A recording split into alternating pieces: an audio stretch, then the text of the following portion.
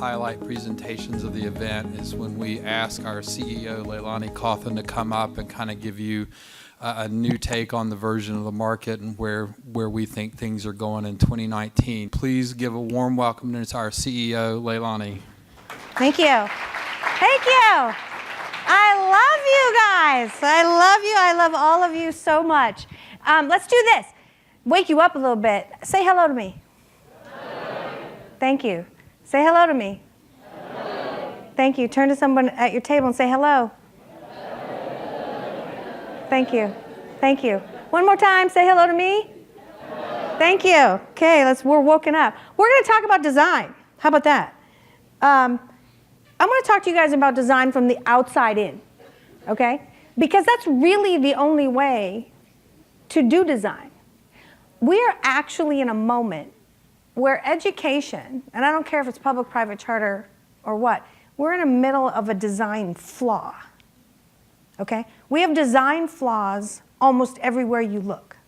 Most school districts, and David and I are in 30 cities a year, and we talk to you guys, and you're all doing fantastic things, amazing things, but not quite holistically in every place, right? Kale really impresses the heck out of me, and a lot of you guys in the room impress the heck out of me. There's some people that aren't here that couldn't join us at this particular date that are doing incredible stuff, and we sort of count those up. But let me just tell you, we are at a moment of design flaw. When Dyson reinvented the vacuum cleaner, that was a revolution for vacuum cleaners. Does anybody have a Dyson? Totally love it, right? I always talk about my Dyson, super funny. So let's look at other industry first to see what I'm talking about, okay? Let's talk about why I'm even saying that. First of all, business has become the internet. The people in business have become the internet. That's a pretty hard thing to think through. Let me show you why I think that way. First of all, everybody in the business world got different communication skills years ago, years before education did, okay? They all knew how to use Skype. They all were already tweeting long before most people in education. They knew how to use documents, whereas a lot of educators are just going like, Google Docs are so awesome still at the large conferences. And I'm like flabbergasted. They just figured out what a spreadsheet was. I'm like, wow, really? That's amazing. So they've become tech already, right? The other thing about the tech incursion in business is data, data, data, data, data all day long in business. They're making spreadsheets of things. They've got data analysis like you can't believe. They've made charts of everything, and you get fired if you're not on the chart right? So they're all in on accountability. They have been for 20 years. Now that pressure in the outside world, that cultural reality that's happening in business is coming to roost on your door. They're expecting you to be like them, right? That's why you feel pressure, because they're living this and they've been doing it for 20 years. They're also nowhere and everywhere. So if you were to watch corporate America like I did, because I'm super old, started out, everybody had their own offices. It was like a big deal to have a corner office, right? You had an office, everybody's offices. Pretty soon there's more people in your offices. Pretty soon there was cubicle farms outside, and only a few people got the offices in the perimeter. And then there was offices in the interior, and the cubicle farms were in the exterior. And then pretty soon there was no cubicle farms of people. Then there was just open areas for the offices, and everybody sort of worked together. It was a loud sort of bee-sounding hive of people in corporate America. And then it got to the point where most people were working from home, and they hoteled only in the office. And now, like my friend Bob at Gartner, he never goes to the office. He's home all the time, right? So you have, and there's people like you all over the world, right? So corporations move to exteriorize office space, right? How many of you company representatives work in an office? Not from home. See, there's not one hand go up in this room. That's what they're living. In the meantime, all you guys in schools, you go somewhere every day. You see the big difference between you and the outside world? So, tech is also making people be on 24/7. Why? Because the internet is on 24/7. They've become the internet. So they're on 24/7. When we did the Overdrive research project paper, all of their executives talked with us and my designers to get that paper to it done in 3 days on the weekend. That means I work the weekend, the writers work the weekend, the designers work the weekend, they work the weekend.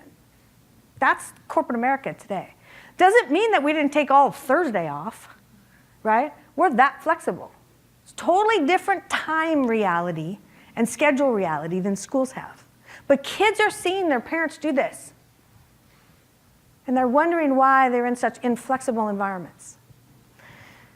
So if you look at technology, the other thing that's happened is that it went from a one-size-fits-all Ford Model T world to two-valued logic for a really long time. You could buy the red car or the blue car, and that's all you could pick from. Remember those days? To now an infinity-based logic. That is a symbolization of infinity-based logic. And it's actually because the internet is an infinity-based logic machine. You can pick out anything from anywhere, as long as you understand Chinese sizing, right? When you go to order on Amazon, you can pretty much find almost anything. You can buy a house on Amazon, right? It's an infinity-based logic. So the internet is the reality of the younger population. They think anything's available there, and they're right. And then they come to school, and it's very authoritarian, it's regimented, it's scheduled. They're put in a bulk classed group, and they don't get it. It's an alien world. And that friction is the bane of public education, of all education. I am totally focused, and Learning Counsel is totally focused on, where's the middle path through the woods of what you have to be because you have so many requirements hitting you, how you can spend this money and how you can spend that money, and the fact that teachers have to have a certain number of hours, you have to have butts in seats, you know, and you got all these rules, right? How do we handle that world with blending it in with this world, right? How do we really do that? And a lot of you guys are doing a fairly good job of that, but I think we have to go a little bit further, and that's what the special report is that we put in front of you. It's about design. It's about a new design that's not just classroom and teacher focused. It's a design that flips the whole institution on its back like a turtle. Okay, and let me show you how that's going to work. So first of all, let's talk about culture before I get totally into the structural model shift. Culturally, right now, we have what's called a phone-first generation in front of all schools. And schools are still telling kids don't use your phone. But we have schools starting to pop up and say, we're not worried about the iPads, we're not worried about the Chromebooks, we're just going to give everybody a smartphone. Whoa. Why? 86% of Americans have a smartphone. The average American has one by age 10. They use it every 2 minutes, right? How many people have kids? Okay, is this not true for you? Right? Phone first generation means that 64% on the last Black Friday and Cyber Monday of all sales in America on the internet were done by smartphones, not computers. Okay, this is a really big difference. This is telling you what the public outside's life is like and what they're expecting when they arrive. They're expecting that these have utility and use for everything. That's why Overdrive now offers their books on, you know, the mobile book reading. I've read 5 books in the last couple of months on airplanes on my mobile phone. Right? That's where my reading happens. So the other thing about culture is that we're in a minute-to-minute news cycle now. We've shortened attention span. This has huge repercussions for not only how you teach, what you teach, and how much you chunk it down. People are really alarmed about this in most of education. But it has an effect, and if you're not watching these outside cultural influences as impacts back on you, your effectiveness goes down. Right? You don't understand why these kids can't sit there and spend an hour reading something. They can't. They have no inculcation in that. They can't sit still that long. They haven't been taught to do that. So you have to keep underscaling the basics of how you're going to get kids to actually learn. So these are the new problems that have come to your door, right? Politics. This is tricky ground. Let's see if anybody throws anything at me. I'm not going to get too political. Support for choice right now in America is 62%, or the majority of Americans, that's all political parties, I'm not going to be political here, support school choice, despite the avalanche of negative press. Why? Not for the reasons you really think there is. It's really because they have choice in everything else in life. which neighborhood they're going to be in, which car they're going to pick, which they're going to do online, right? They have choice everywhere. And they come here and you're going to tell them everything what to do? No, you're not. Not for this generation. Also, the support is really strong in the Latino, African American, and millennial communities. This is a surprise to most educators. They think the opposite. And actually, the polling shows the opposite is true. So, 64% of Americans also don't support Common Core, mostly because they've been told it's all wrong, but it's not all wrong in terms of how you're going to be able to do personalized pathways. It's all wrong in terms of how it's been implemented so far, but they don't know that, right?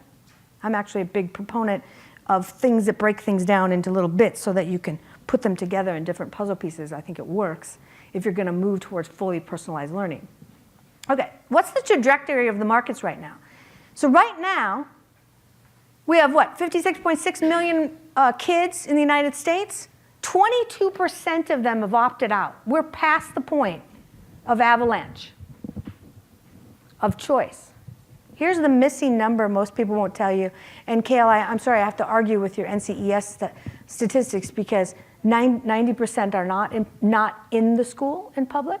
So many states count the unschooler and the homeschooler with the public.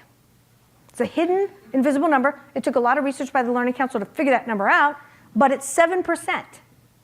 It's bigger than the charter movement. People don't know this. But I sat with my hometown, Bemidji, Minnesota, superintendent last year, and I said, what's your opt-out like? He goes, 25%. Rural is almost as bad as it is in urban, but urban is worse, especially in California. Urbans are out.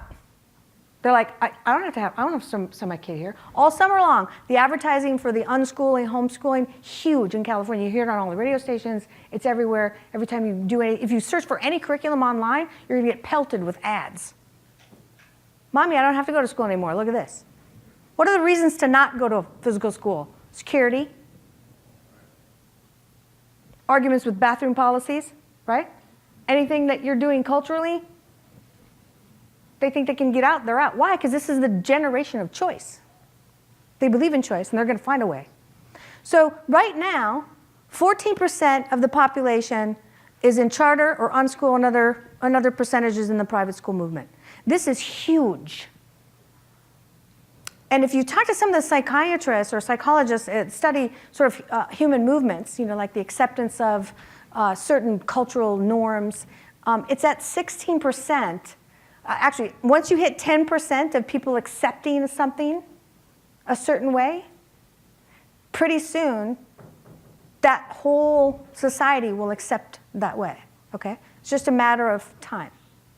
So we've had a lot of those examples since the civil rights era in this society that you can point to, right? Once a certain population hit it, it was over. So the reason that I get on the road like a crazy person with David and go to all these cities is because I want to save public education. I want to find the path through the woods that makes this still relevant. A lot of you guys are finding the path, bits and pieces of it. So the journey to transformation, if you look at all adoption over time, is you start out with the early innovators, the rah-rah people, a lot of you guys are in this room today, early adopters. Right now, in the national average of the market, 2018, we're in the early majority of adoption of all technology. That's all tech. That's software, hardware, full immersion, right? By the 2019, all the way through 2021, we're in the middle of software complexity. You guys are having a real hard time with how you integrate everything, how you look at this dashboard, that dashboard, put this thing, put your roster into that. It's a big mess, right? Making everything work together and giving a teacher all of this load to use is hard. We're in the really hard, we're in the bottleneck point of the market. This is hard. Then we're going to get to the point, the front end of the market, some of you in the room, by mid-2019, all the way through 2025, you're going to see the whole market shift to a structural conversation because your teachers can't do it all. Having the teacher be the only load-bearing wall in the building doesn't work. And you're going to find that out pretty quickly. How many of you guys have found this out already? You're finding, yeah, like they're going nuts. They're like, I quit, I'm out. right? I can't do it, forget it. I can't like build all the lessons and deliver all the lessons and personalize for every single kid on every single topic and every single subject. I can't do it. And then reiterate and do it all over again in every lesson. Can't be done, it's not human, right? Can't do it. That's why Cale talked about building a viable curriculum pattern. Okay, but now you've got this outside world who's expecting real personalization. Why? Because they can get it everywhere else. Do you think you can go to the doctor and get the same diagnosis as everyone else? No, that's not what people expect. They're not going to, he had cancer, so do I. What? That's not going to work. So personalization is happening in every other industry except here. So this pressure is never going to go away. It's going to get worse. So that's why everyone's driving at personalization. That's why we talk about this scale every time we come see you in your individual cities. The first year we were on the road, we talked about strategy. Then we talked about tactics. And we said, then you're going to face plant into software. It's going to be really hard. Your teachers are going to have revolts. You're going to have to hit a year of sustainability, or you're going to have to back yourself up, like some of the other speakers were talking about today, and like just go slow to go fast kind of a thing. You're going to have to get real. Then you're going to hit analytics. A little bit like Blackwater was talking about. You're like, let's make sense of stuff for real, right? But now, the front end of the market, you guys that are most advanced, you've hit the design issue. You're not designed for this. You're a broom in the age of vacuum cleaners. You get it? So design is a really important thing, but not the way you think it is. Because most educators think only with where they come from. They don't think like e-commerce companies, okay? So we're going to talk about design, but where you're going, the end point is the age of experience, becoming an expositional center of such thrilling Disney-like quality that kids will get out of their pajamas and go. Otherwise, they're not going to go. Why should they? Both their parents work from home. So you have the need to do a lot of what Cale was showing you with all the thrilling labs, right? I'm predicting that this next year is going to be the year of talking about labs. And I know SHI Corporation was here, Shai was here. Where are you guys? They ran away. There you are. They're talking about lab in a box now and lab coolness. It's cool. All right, so the wicked problem that you have, and there's this philosopher called Horst Riddle that talks about, quote unquote, big market wicked problems. You guys have a wicked problem. And if you've ever looked at budgeting in a school, you know what I'm talking about. It's a wicked problem because no matter what the feds do or the states do, there's still inequity. Why could that possibly be? That's impossible that we keep throwing so many solutions at this and it's still, we have inequity. How's that even possible? Because how it's done in execution. So a wicked problem is one where you're solving one aspect of the problem, reveals or creates another, sometimes even more complex problem. Anybody experiencing this as you're putting more tech in? You fix one thing and then the water starts spouting out of somewhere else? Yeah, because it's design.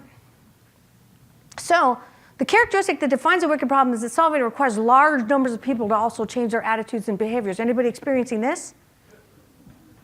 Yeah, that's a wicked problem.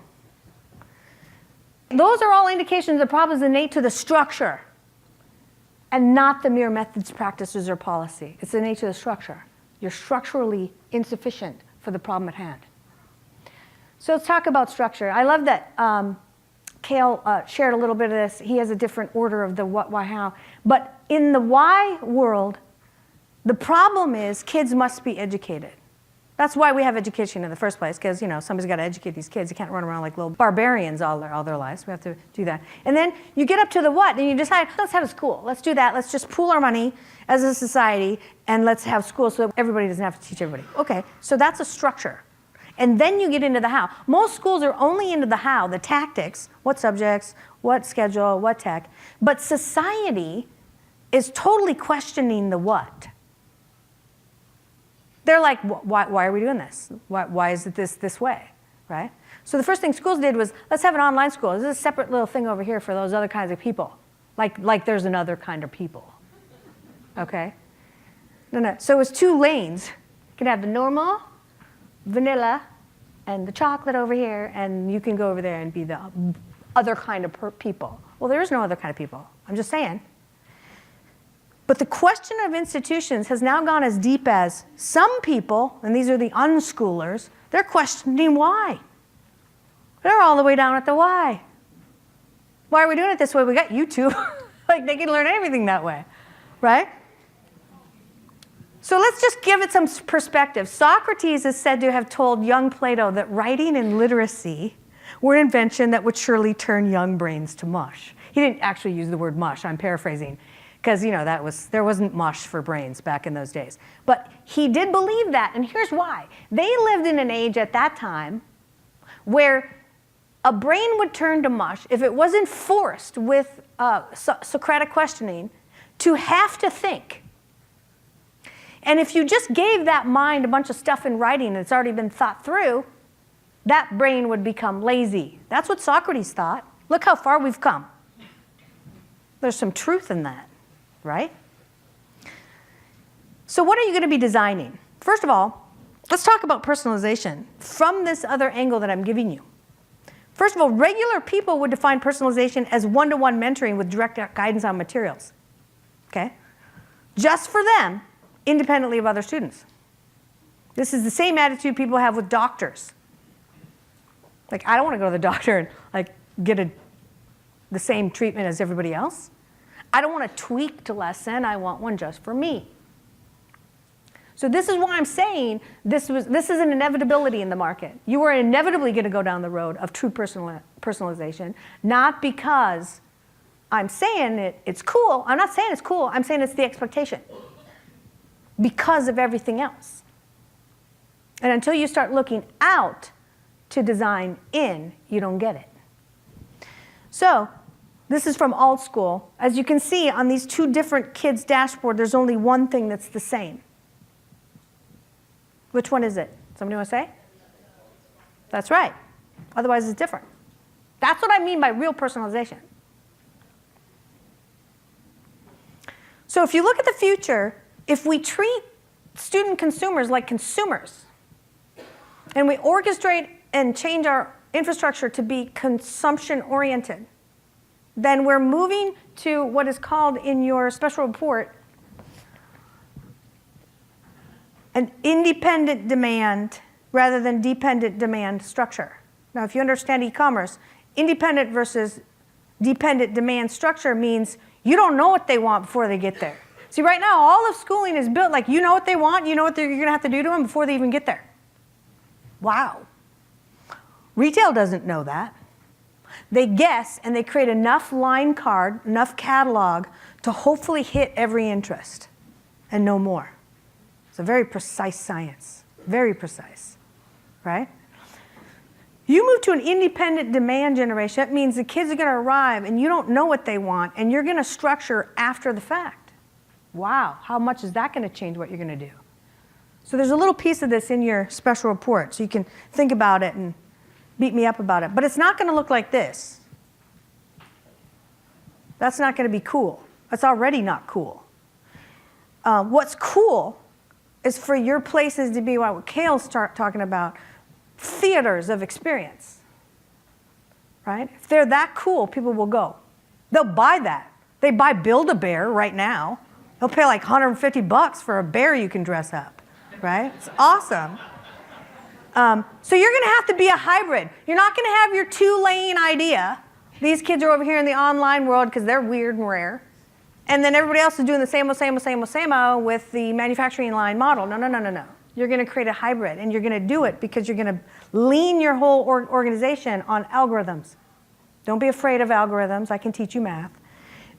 So education design for digital is something that we've been talking about in all these cities. That's how I know a lot of you guys. But what I see on your faces, I normally don't reveal until we get to this national gathering. That is, there's a lot of things that David and I saw was fear this year for the first time. And we're happy because it means you're actually confronting the truth of your real change. And the data is showing it.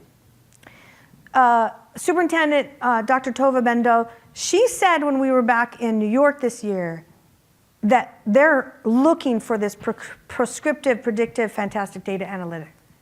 They're all in. They realize how deep this well goes. And that's what we're starting to hear all over the country. So the signs of ripening to true personalization, this is the first look that anybody's had now at the 2018 Digital Curriculum Strategy Survey that's just going to come out. I'm only going to give you a few data points here at the gathering. You're going to get the rest when I come out to your local cities. Individualization remains the number 2 intention for strategy in all schools in America, right? Huge focus on this. Doesn't mean it's actually being executed on, but it means executives are knowing and they are focused on this as their number 2 point. The number 3 is, it's number 3 in their district policy advocacy. So they're telling their superintendents, or the superintendent's telling them, or the teacher's telling them, listen, we gotta have individualization. We cannot keep treating every kid the same. And 25% of schools have a disaggregated offering. Isn't that amazing? So in other words, they're building personalized pathways even for kids that aren't in their school. For all those 7% I just told you about, they're not physically in the building, but they're coming for their plan, so they get to be counted. Okay, here's the other new thing, and this is why I'm so excited about the market, because it's actually moved away from sort of a happy-go-lucky, la-la-la, technology, la-la-la, to confronting the truth, the reality of what it's going to take. So for the first time since 2014, the whole market has leveled up to say their number 1 problem is money. They didn't say that before, even though it's always been the problem, right? The fact that they're saying it now is mean that they're looking at the truth of what it's going to take to really change. It's a lot more money than we have right now. It means we got to stop spending on other things so that we can get there from where we're at, right? Number 2, digital curriculum training, which was last year's number 1, tells you everybody in the market, except for the few laggards, has enough software to be overwhelmed by it, right? And it's not being used. I want to give you the design basic. The design basic in the e-commerce and the shipping worlds, which are the 2 models I really want you to look at, that we looked at in depth, are based and predicated around a routing form. You know, like those slips that you put on a package when you're going to ship it? Has barcodes, that kind of thing. A routing form is like a lesson plan. A routing form says, oh, what's the goal? Oh, your package, you got to get to Philadelphia. So you're going to go through these 16 hubs, airplane, truck, bus, back to hub, and then you're going to get to your destination, okay? A routing form for a child in math might be 16 routing forms. You're going to start them out on the lowest routing form. Europe does a lot of this. And then they're going to check off in their own agency, accomplishing each one, but it will have automatic intervals with teaching and other students, pre-programmed. That's called workflow. It's the missingest thing in the market today. Because right now, everything that's built for the market is either built from the administrative view, how to run your teachers, the student information system, or it's built from the teacher view, how to run your own little universe with lesson plans, okay? It's not looked at from a workflow issue across all this way. Does that make sense? It's looked at from a silo. That's not going to work. FedEx better not look at packages as a silo because they'll never get out of Philadelphia, right? You think Amazon looks at everything as a silo? No. They even random store stuff in their warehouses because they lean on technology so hard. They don't even care where you stick it on the shelf. They're going to find it later. Why? Because their tracking mechanisms are that good. So you look at how you're going to design education from a workflow methodology, and then you start to understand what's missing in software and what is going to have to happen for you to get to full personalization. But it starts with a very basic concept, and that's the routing form. Okay? How you route one package to the next thing. So the design basic, and you'll notice that we have a FedEx thing in, is the lean on that really sophisticated software. If you can understand shipping and how complex it is, that one airplane, this is the airline industry, one airplane doesn't get out of Houston because of a storm, it has a tertiary effect on all of the sequence planes after that. Why? Because it was supposed to go from Houston to Philadelphia and then to New York and then back, right? So the next 3 flights are going to be affected. What happens is a chain of logic automatically kicks in algorithms and tells all those people on all of those other flights what they're going to do for their next connection, right? We've all been in those situations in airports. So that's what happens to truly personalize your travel experience. So if you look at the old organization for the new, it's very top-down. Superintendents, everybody's at the top, and kids are at the bottom. Versus the new organizational chart. This is what we predict is going to have to happen. So at the very top would be the student connecting in at the very next interval with what we call a house leader. Has anybody read the Harry Potter series? You know what a house leader is?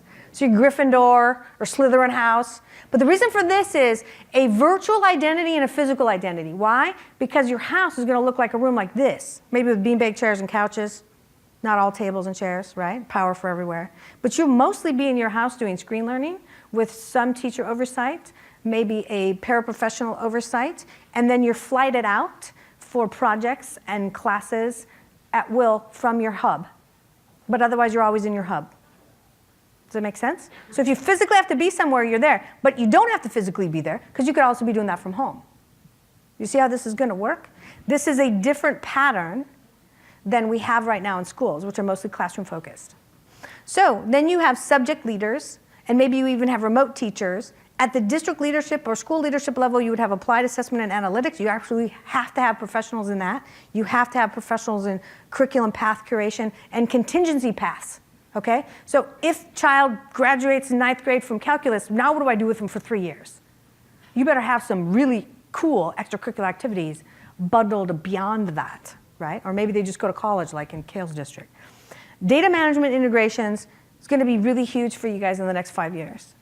It's going to be relentless, and it will burn down the house in many places because it's hard.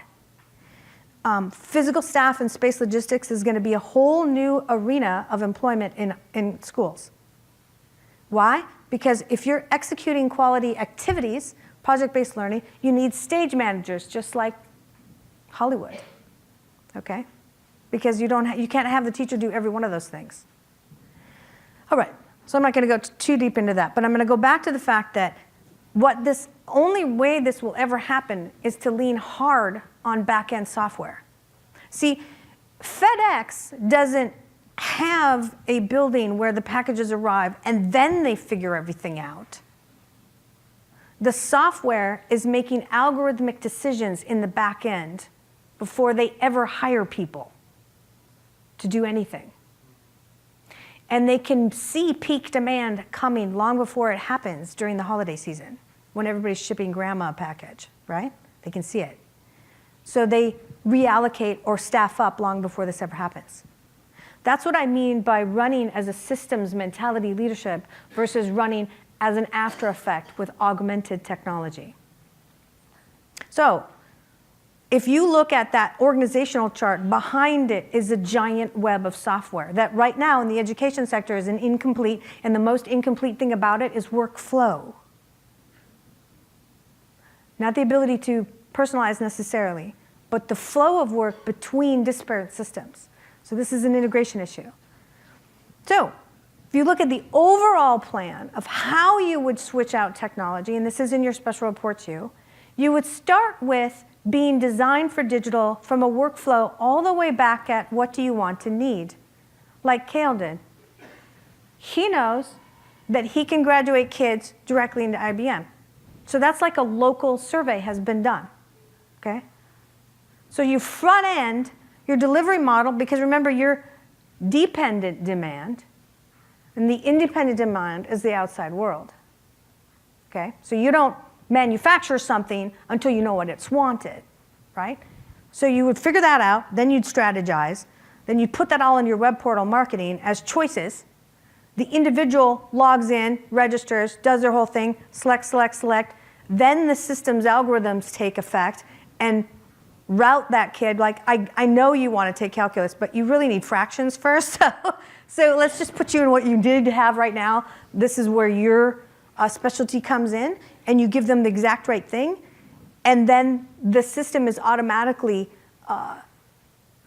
like I said, flighting them into classroom schedules. Okay? So you three, because you're in the same learning pattern, would automatically get a pop-up calendar. You need to arrive with this teacher over here at 10 o'clock on Thursday for a reason, right?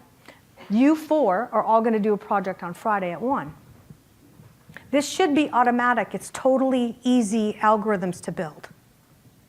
But right now, we think of things from the opposite direction.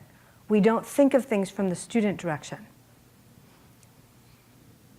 If you think about roles, this is the other thing where I talked about the teacher being the only load-bearing wall in the building. It's not going to work. We're breaking teachers all across the nation. This is part of the pain that David and I saw in every city this year. You can't expect a teacher to do everything in complete personalization for every child if they have that many kids. It's not humanly possible. So if you had the structure, and this doesn't have to be for every instance, of a subject leader, let's talk about math first, or language learning. Then you have somebody else who's playing role 2, who's doing the lesson plan individualization. They're doing pre-assessment and applied analytics. So they take the pre-surveys and they go, hey, you're going to be in 2nd grade math. So yeah, your twin sister is in 3rd grade math. Sorry to say. That's the way it's going to be. And then the third role is a person who's staging activities. They're also the cleanup role for analytics. They're capturing data to feed back to role 2, but role 4 is your live teacher. But they're already prescripted as a live teacher. So they're not having to do every single role. It's the do every single role that's killing people. Because you can't get to personalization making them do it. They want to do it, but they can't get there. And you're not getting the data. Do you see the problems that gives you?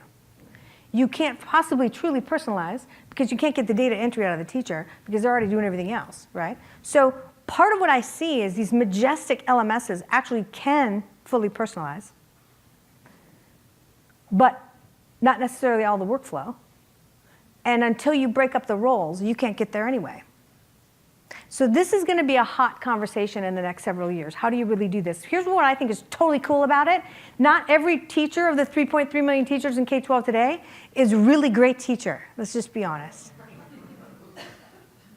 Okay? But they might be a great lesson planner. They might be a great statistician. They might be a great stager. They might be a great data entry person. These are all necessary roles. But as Kale and I were saying earlier, you don't necessarily want to personalize all the learning. Can you imagine telling your teachers, we're going to have personalized sex ed? No, you're not. It's not going to work. One subject we're not going to personalize, I'm just saying right now. But there's a lot of other subjects that we're going to personalize, right?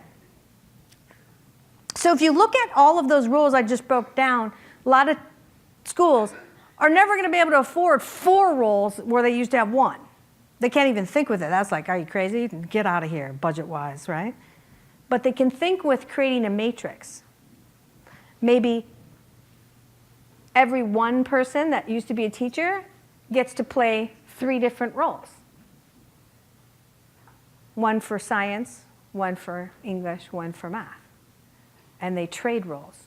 But this matrix of roles is already something you see happening in the online schools. They have to do it because you have to have full-time people and you don't have that full-time work to do this in one little role, so you have that person doing 6 other roles. Corporate America does this all the time. They don't silo your role. So think in the future of creating matrices.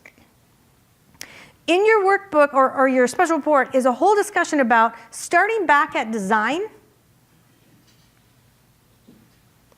then going through your data map, which is your data table, all the data you're collecting by field, your learning map, your UI, UX analytics, and finally transparency. What you're going to be expected to do in the future is be totally transparent with what you're doing.